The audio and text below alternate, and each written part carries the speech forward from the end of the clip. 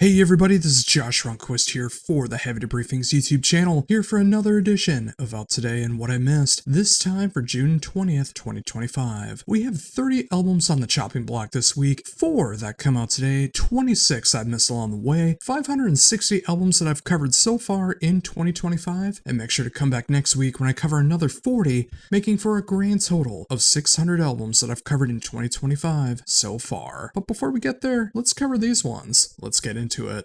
First up, we have Majesty with Oceans of Black.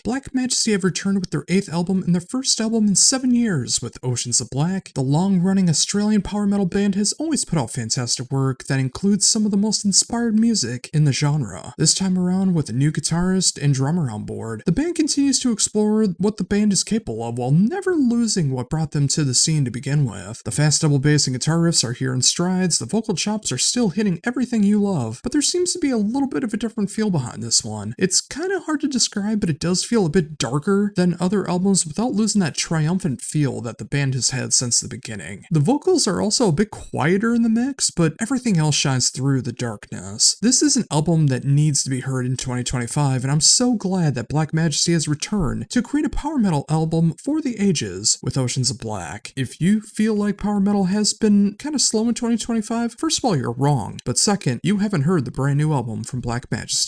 Next up, we have Hero Way with Wield. The debut album from this Philadelphia instrumental post-metal band has reinvigorated my love of the genre in a way that I didn't even know could be done. I've been a post-rock and post-metal fan for around 2 decades now, with some highs and lows that come with it, just like the music itself, but when I finally got to sit down with this album, I was blown away by what I was hearing. I hear everything that made me fall in love with the genre in the first place. The remarkably catchy main riffs, the roller coaster of emotions in the song structures, the excellent performances, the overall atmosphere that made this feel like a proper soundtrack, which is always my favorite part of any post band. There are the right moments of minimalist work, and then you flip it on set with some insane technical ability to balance everything out. For anyone who's never checked out these kinds of albums where there are no vocals, this is exactly why you need to give them a chance. Wield is the perfect example of why no vocals are needed. The band more than speaks for itself. This is easily going to be one of my favorite instrumental albums of the year, and it's more than worthy of your attention from start to finish, and it hits you in just the right moments. If you've never checked out instrumental post-rock and post-metal before, you really need to check out what Hero Way is all about. Next up, we have a band name that I'm going to get wrong, but I deeply apologize for getting it wrong. I'm Terakat with Confessing Darkness. This one-man project has returned with their 4th album, and it is some of the darkest black metal of this variety that I've heard so far in 2025. It hits the right blends of traditional black metal with almost hitting this post-black, post-gaze sound, and there's even some crust punk beats going on occasion and some other twists and turns that you simply won't see coming. There's also this sophisticated feel to the music as well, as it hits so many triumphant moments in this dark sect of music, and in a production style that lets everything sound profound, and you have one crazy album, so much so that there's even a cover of Thin Lizzy's The Sun Goes Down in a way that you'll never hear it like this ever again. Overall, this is a black metal album that grabs your attention and does not let go, and that's what I want in this genre. This is a strong and profound album for the black metal genre in 2025. Again, simply, this is how it's done. And finally, for brand new music out today, we have Petristic with Catexis, and I really hope I got both of those right. The debut album from this Italian black and death metal band is some of the strongest of the genre in 2025 so far. The music sets this dark and evil overtone that casts a shadow upon the listener and creates 3 songs over 6 tracks. 2 tracks for the first song, 4 for the second. The music is this wonderful mix of profound and brutal with just the right amount of heresy thrown on top of everything. Enrico Schettino of Hideous Divinity created this project back in 2022, and now in 2025, it consists members of Mass Carnage, Frost Moon Eclipse, and others to round things out. From the blistering performances to just raw enough production, this hits everything that made early day black and death metal work and become so proper in the mainstay. If you miss the more raw approach to this style while still feeling like a proper soundtrack to being sent to hell, this is exactly what you receive with this band. Do not skip out on this one if you love proper black and death metal. And now for everything that I missed, starting off with Au Clair de Lune, with In the Wake of Dusk. 3 albums into this Italian post-black and post-gaze band's career, and they have created an eerie but dreamy album that fits in this just comfortable enough but completely uncomfortable mix that this genre originally started as. It lures you in with this catchy post-rock atmosphere that feels like it's going to take you away on this whimsical journey, but then it blindsides you with this black metal approach that leaves a deadly strike on you. The production is quite raw, especially the mix, but everything is still audible and clear. For comparisons, imagine that middle era of Alcest's career if they had kept the original raw production style intact rather than getting much more profound. Maybe if Lantlos was still doing black gaze, that might be another way to look at this one as well, but it still keeps some of its dreamier moments. This is a purely emotional and raw trip that is worth exploring if you love this genre. While it won't be for everyone, it is for those that want one of the best examples of what that primal sound of black gaze and post-black is, while still finding it to be as gorgeous as possible. Next up is By Something Else with Hope. It's been a while since I've covered some tried and true progressive rock, and I've definitely had to do some when I came across the debut album from this Quebec band, taking the best elements of 70s and 80s prog rock while mixing things up just enough for a 2020s audience. And you have an album that is meant for the die-hard fans and for those discovering the genre for the first time. What makes all of this so shocking is the fact that the band has been around for well over 40 years, and this is their debut album. They say you can't rush your first album, and this is a prime example of that. The songs have this classic vibe that still sounds fresh and inspired, with just the right amount of prog flashes to keep the music moving and guessing. Make a mix of Marillion, Rush, Yes, and even Porcupine Tree's middle area, and you have an album that reminds you of why progressive rock has lasted for so many decades. This is stellar work, and should be for anyone young and old who can appreciate pure, non-wanky progressive rock worship.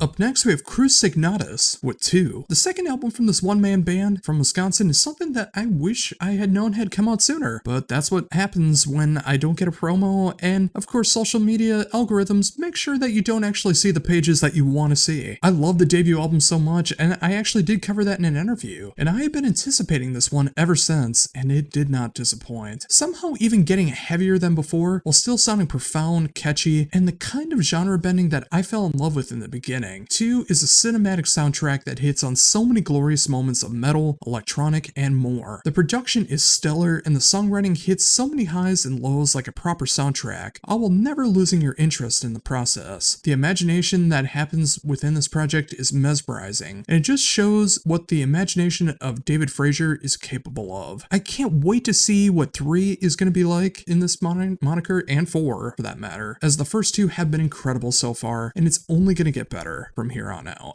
Next up, we have Colts Blood with Obscured into Nebulous Darkness. The third album from this UK outfit is the closest thing I've heard to Funeral Doom without being Funeral Doom in a very long time. This is deep, dark, thought-provoking, and tear-jerking in a display of what sludge and doom can be in its dirgiest form. The production fits the mold perfectly, and the songwriting, while long, is exactly what is called for to make the music effective. Every song on here is a dirge, but it will occasionally hit these moments that hit you like a tidal wave and feels almost like grindcore in comparison, but always keeps going back into that slow moments that makes you feel like you're being put back into the grave. If you've ever heard the album El Mundo Frio by the Japanese band Corrupted, this is what Colts Blood feels like it really is. Also add in a sprinkle of moments like Conan and Coffin Worm, and you have an album that is tailor-made for the saddest of occasions. This thing rules, and while it won't hit everyone the same, those that are looking for something like this will be floored. Give this one your proper attention for those who love the slow doom of life, and you will love Colts Blood.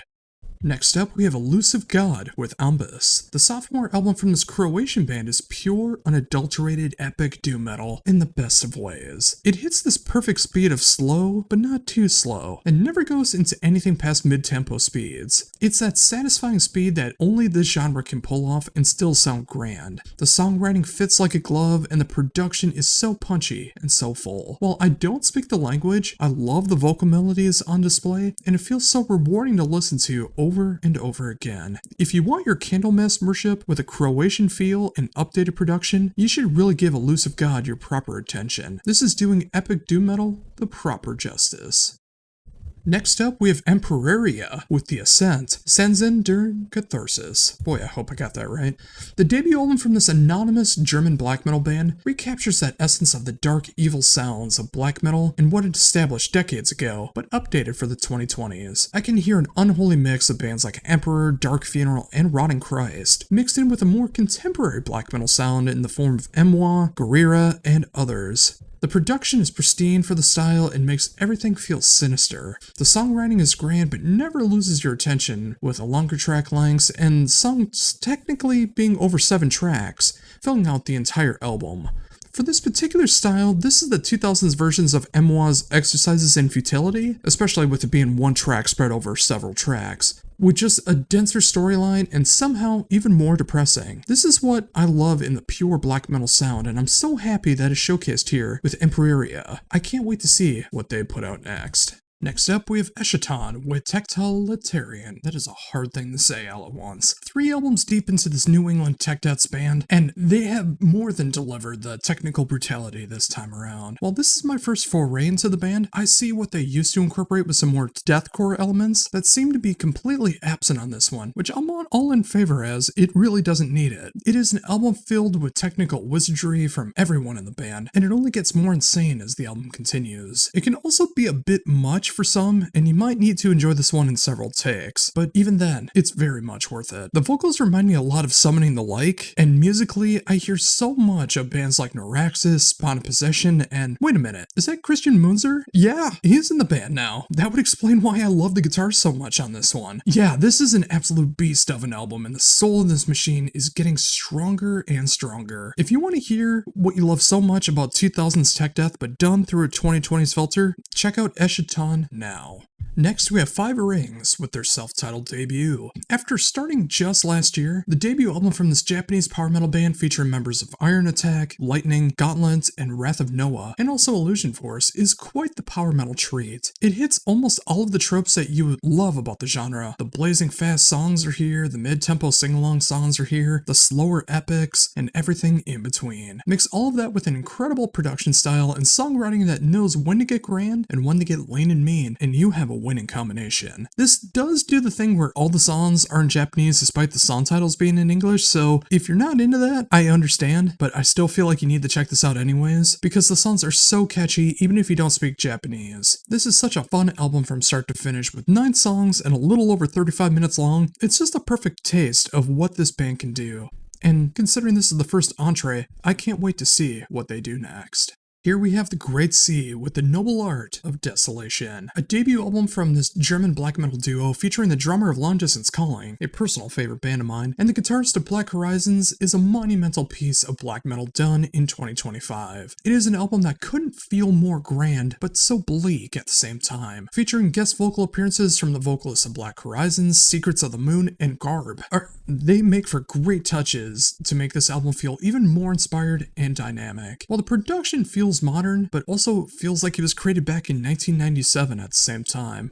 It's a very odd thing to say, but when you hear it, you'll understand. 7 songs, almost 42 minutes long, this is perfect for the style, and it leaves you with enough dread to want to go back and listen to it again immediately. This is such an incredible album for black metal, and I hope more people will check it out. I know I'm late on covering this one as it came out back in April, but I am covering it now, and it is more than worthy of your attention. If you love grand sounding black metal, you need to check out The Great Sea.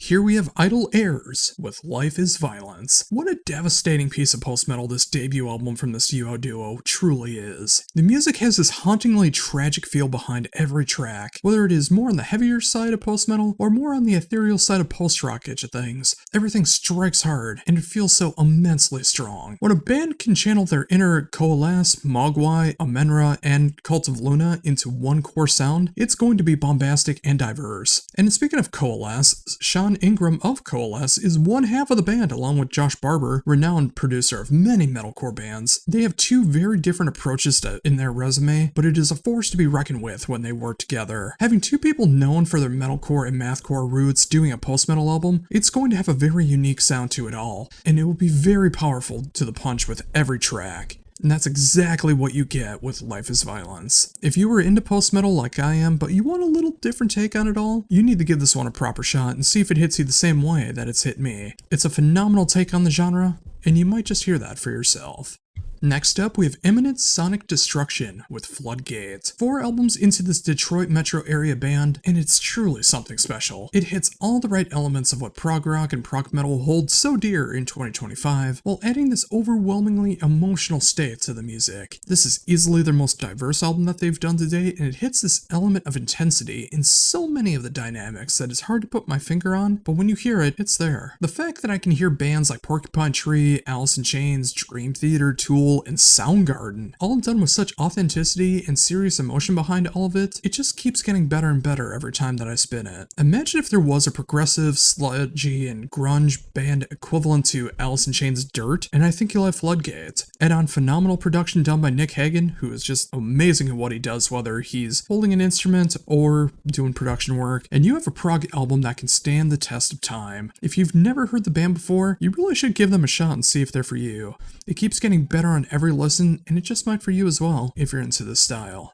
Next up, we have Kneel Before the Death with their self-titled album. Symphonic deathcore is reigning supreme as of late, and it's great to see a new outlet in this debut album from this Finnish outfit. Taking a majority of the deathcore playbook on this one, there's a lot of tropes that you would expect, from the breakdowns, to the start-stop riffs, to the insane vocal delivery, but there is this added layer of symphonics on top to give it this more prestigious feel behind it all. It does give me the feeling that the deathcore elements were written in mind first, but I'm always for adding more layers to the genre, and it makes it more enjoyable to listen to time and time again. The production is deep and punchy and exactly what the genre calls for. 10 songs in 47 minutes does feel right for an album like this, and it does hit hard all the way through. I'm very curious to see where the band goes from here, but until then, I truly appreciate their take on symphonic deathcore as a whole. Up next, we have Lamenting Satanas with Invocations. The sophomore album from this American black and death metal band is quite the trip. Featuring 4 anonymous members, the band explores a heavy take on death metal, the raw approach of black metal, and adds several other genre-bending moments of folk, acoustic, classical, and other moments to make the music feel greater than the sum of its whole. The production is quite raw, which still adds some of the charm to it all. The songwriting is easily the best part of the album, with its exploration of sound. It can get as heavy as Blood Incantation, it gets as blackened as a band like Ashenheart, and mixed in with the Black Dahlia Murder, and you have a truly fun listen. The production won't be for everyone, but if you want a different take on what black and death metal can be, you need to check this one out. There's so much potential for this band, and I can't wait to see where they go next. And here we have Laser Throne with Tomb of the Lunar Oracle. In an album that I randomly stumbled upon, I was instantly intrigued by. The debut album from this one-man band out of Tucson, Arizona is a jaw-dropping display of what can be done in an otherworldly realm of black metal. Especially for a band that does incorporate some dungeon synth, this has some killer production behind it, and that's something you don't always get in the genre. And the black metal elements make you feel like you are trapped in this nebulous void from where there is no escape, but at least you enjoy the sounds that are being played. I oddly say this would be a really good pairing with the new Labyrinthus Stellarum album. It's different from that, but both have enough charm behind both of it in kind of similar styles that you could play them back to back and it makes sense. 4 tracks and a little over 41.5 minutes does make this album feel like quite the journey, and it feels so satisfying from start to finish when you listen to it time and time again. If you want an adventurous take on black metal, I think you might dig this one. I think it's only going to get better from here on out.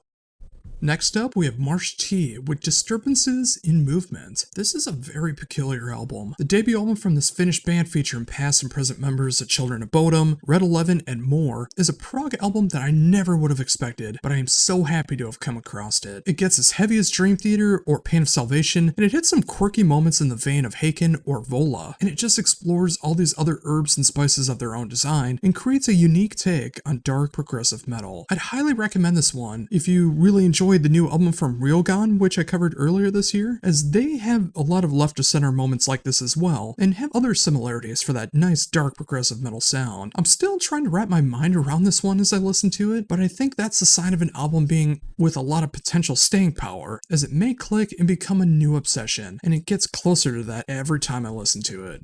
If you want something different in your progressive metal, this is more than worth the shot. You may really enjoy it. Here we have Nail by Nail with Embraced by Darkness. The debut album from this German black metal band feels so dark, cold, and exactly what I need. Featuring the live guitars of Imperium Decadence, a band that I very much love, the band features this unearthly feel behind its black metal approach that feels almost scary at times to listen to, and it feels like you're about to face your demise. In other words, it's absolutely authentic when it comes to black metal. They also mention that they are of the black death metal variety, which I do hear some occasional death metal elements, but this is very much a black metal album. The production is raw, but with the music behind it, you won't even notice. This is easily for those who enjoy the likes of Svartvinter, Tarfod, Valendusk, and others. This is a chilling album that gets me every time I listen to it, and if you want something in that vein, you really need to see what Nail by Nail is all about.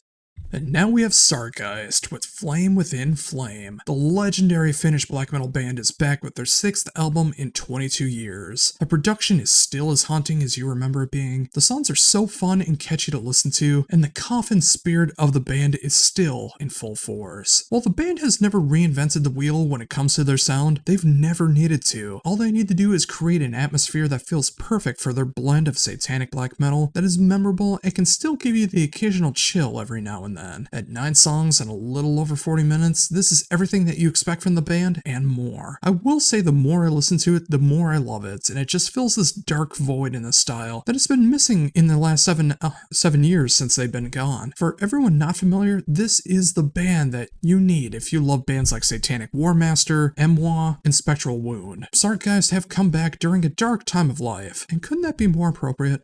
Next up, we have Spark of Life with Plagued by the Human Condition. The sophomore album from this LA band and the first album in 22 years is something that I couldn't be happier to have stumbled upon. The band hits this right concoction of punk, hardcore, emo, etc. into their blend of melodic hardcore and post-hardcore with some of the most relatable lyrics I've heard in a very long time. I know the vocal delivery on this one won't be for everyone, especially those who check out my normal list, but I recommend giving this one a proper shot. 13 songs and a little over 39 minutes is very appropriate for an album like this. The production is quite raw and feels almost like a demo, but I also think that's kind of the part of the charm of this album. It's raw, but done in a way that you really want to see what these songs sound like in a live setting. This is easily for those who love the 90s, 2000s post-hardcore scene, done by those who were around at the time. Again, this might be a rough sell for those who typically check out my normal reviews, but if you have an open mind, which I would hope you would have if you check out what I do, check this one out and see if it does anything for you. It hit me in a way I wasn't expecting, and it might for you as well. Next up, we have Stateide with Where You Found Me. What can I say? I like the occasional pop punk, and it can hit me like a ton of bricks when done correctly. That's exactly what happened here with the debut album from the SoCal band. The band almost gets into post-hardcore territory with the occasional use of screamed backing vocals, but it is very much focused on the cleans, which couldn't sound more pleasant to the ears. It's not too high-pitchy, which you would hear in a lot of normal pop punk, nor are they whiny. They are in this higher middle register that makes you really enjoy what's going on in front of you. Mix that together with these super catchy riffs and a songwriting style that's all about the substance and no need for frills, and you have my kind of pop punk. Again, I throw in the occasional curveball in my listening habits. This is not for the funeral doom, grindcore, prog metal, or black and death metal crowd, but if you enjoy the occasional earworm hook and chorus done by a very simple and effective style and very relatable lyrics, give Stateide a chance. I'm loving my time with the album every time I put it on, and you might as well. Up next, we have Stepping Sideways with Rebirth. The sophomore album from this Louisiana band is my first foray into the sound, but I'm instantly hooked. Checking out their debut album, the band used to have a lot more progressive metal elements and a bit of a genty sound to it all, but it was still very, very catchy. On Rebirth, the band is clearly living up to the album title, as the band has really scaled back on the prog elements a ton. Not completely, but it is not a focal point anymore. The band still has a lot of intricate moments, but their catchiness comes first and foremost, and I can say I really appreciate it for that reason. You can tell the talent is here in the band, but sometimes you just gotta make simpler songs and they'll make them better. The production is so slick and polished, you can hear so many great elements of rock and metal throughout. It's strange recommending an album for those who enjoy Breaking Benjamin, Beartooth, Sevendust, and I would even say bands like Mutiny Within, Times of Grace, and Tesseract, and I truly mean that when I say that. This is an odd case of a band showing off their prog chops while still becoming very close to what mainstream radio could be playing if they would actually take a chance.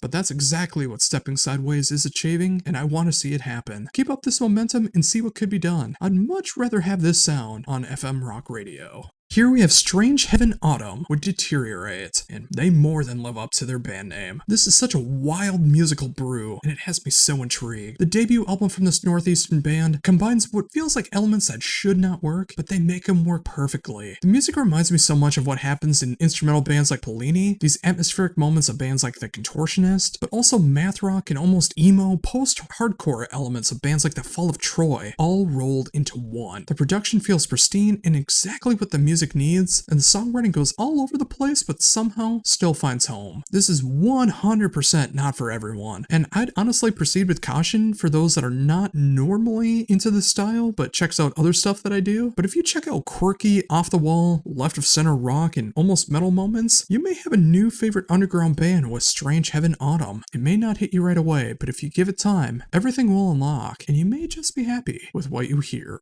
Here we have Some of All with Time to Leave. The debut album from this AOR melodic hard rock band is one that I instantly fell in love with, and you just might as well if you enjoy the style. It's a different take on what you would normally hear in this genre, as things feel a bit lower in tuning. It's not extravagant or bombastic in its sound either. They are writing hard-hitting, emotionally driven, and heavy topical lyrics in this sound that is so catchy and memorable. While a lot of music in this style is all about fun, this one's about the state of the world and what we do in life. Match that with a perfect production style for this style, and the songwriting that plays exactly for what is called for rather than flash, and you have an album with a message, and sometimes that's exactly what you need. If you dig the likes of Eclipse, Wet, and Wheels of Fire, give Some of All your proper attention. Next up, we have Tears is Heaven with Downfall. The debut album from this Italian band is something that I wasn't expecting at all, but it wins me over every time I listen to it. It has this amazing ability to be catchy and rocking, all while having the cinematic, post-rock, and even goth rock elements that take you by complete surprise. The production on this one feels a bit unpolished, and it's just about where it needs to be, but it can be overlooked by the quality of the songs at hand. This is one of those rare occasions where I am completely lost onto whom this band would even be compared to, but I will say it does get dark, heavy, emotional, and it does feel like a soundtrack to a film that you've never seen. If that's your bag, check this one out. I enjoy what I'm hearing, and I'm so curious to see what this band will do in the future.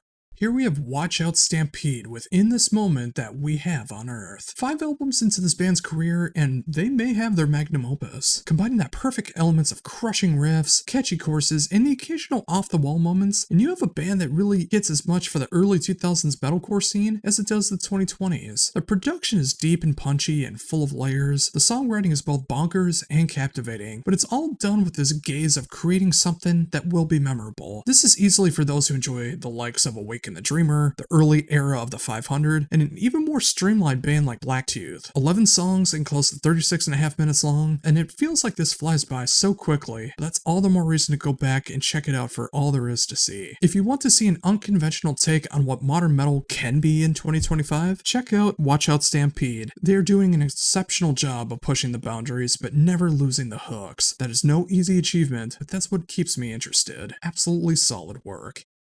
Next up, we have Witch Rot with Soul Seller. The sophomore album from this Toronto band blends shoegaze and stoner metal in a way that feels like you're floating in a dream that you got a little too high from, but you're also about to face your doom. Featuring past and present members of Cauldron, Crazy Bones, and even Panzerfrost, this album feels like a beautiful and haunting dream of an album that you can zone out to just as much as it will take over your soul. The production is simply perfect for the style at hand, and the songwriting is what I expect from the stoner style, but having these elements of shoegaze, a little bit of prog rock, and straight up doom, and that's what grabs my attention. Also, the amazing vocal delivery by Leah Alessandra Reto, and this is one of the best I've heard in this style in such a long time. When it comes to stoner, it takes a lot to truly stand out from the pack, but this is exactly what's going on with Witch Rot. Do not skip out on this one. Whether you enjoy the style or not, you will find something to love here if you give it the proper attention. And finally, for brand new albums that I'm covering this week, we have Wretched Path with Sea of Death. Finland's Wretched Path is doing what needs to be done in death metal to keep it fresh in 2025, capturing the past, present, and future, and making it all come alive. Undead. Finding that mix is no easy feat, especially when it comes to making something as captivating as they do on their sophomore album. But that is exactly what's going on here, and is such a treat to listen to time and time again. I can hear as much At the Gates as I do Bloodbath, Path as I do Nightbearer, and so much more. This is the kind of death metal album that should be heralded for what it is accomplishing and pushing the genre into new territories by also celebrating the past. 8 songs, almost 31.5 minutes, pure, unadulterated death metal in the best of ways, with no 2 songs sounding the same. Wretched Path should be the next big name in death metal, and if there's any justice in the world, they will be. Let's make this happen, folks. Give them a spin, and give them the love that they deserve.